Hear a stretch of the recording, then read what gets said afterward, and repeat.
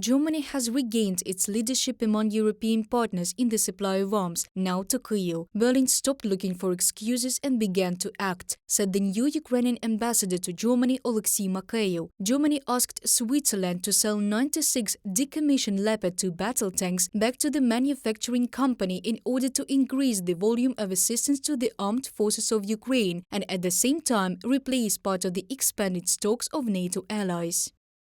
What has changed in the last few months is that we are not just discussing the current daily routine, but we are strategically planning according to what is needed and what can be done.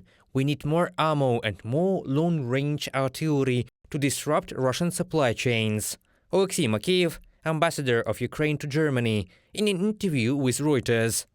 Issues of weapons assistance for Ukraine, which has been opposing the Russian army for more than a year, were discussed by German Chancellor Olaf Scholz on March the 3rd with the US President Joe Biden in Washington. Immediately after that, the White House announced a new 33rd package of military assistance to Kyiv in the amount of $400 million.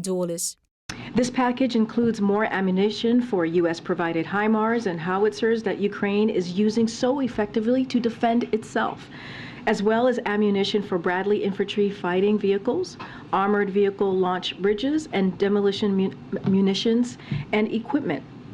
The United States will continue to rally the world to support Ukraine. Almost all countries of the European Union have agreed on a plan developed in Brussels to quickly provide Ukraine with artillery ammunition. The Financial Times writes about this, citing a source among EU officials. Deliveries will be made during March, according to these data. The EU plans to allocate €1 billion for howitzer shells, according to Politico.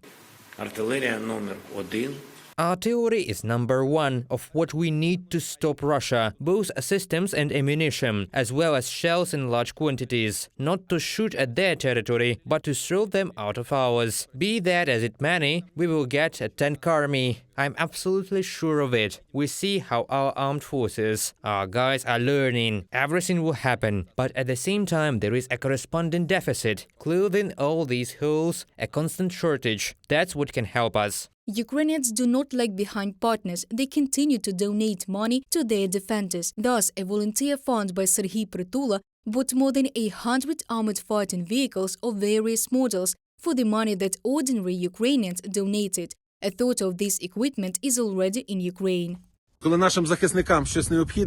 When our defenders need something, we just donate money and buy what we need. We have already provided the army with People's Bayraktars. The People's Satellite works perfectly in the interests of Ukrainian military intelligence. The time has come for the People's Spartans. I am demonstrating a batch of 24 of them that have already been delivered. For the first time in the history of Ukraine, we have acquired a record number of armored vehicles that go to the defense forces, not through logistical assistance from abroad, not through interparliamentary communications, but people donated money and bought them. The German defense concern Rheinmetall is negotiating with Kyiv on the construction of the production plant of Panther tanks in Ukraine, said the head of the company, Armin Papiga. According to him, in this case, it will be possible to produce 400 tanks a year directly in Ukraine. In response, Russian officials already began to threaten that the construction of the plant would be celebrated with the salute from calibers and other pyrotechnic devices. Papiga also stressed that for Ukraine to win, up to 1,000 tanks are needed, and partners will not be able to cover such volumes with ready-made equipment, even if they give everything away, which is why it is necessary to start building the plant. Reported by Diana Kolesnik, Yulia Bezborodko, UATV News.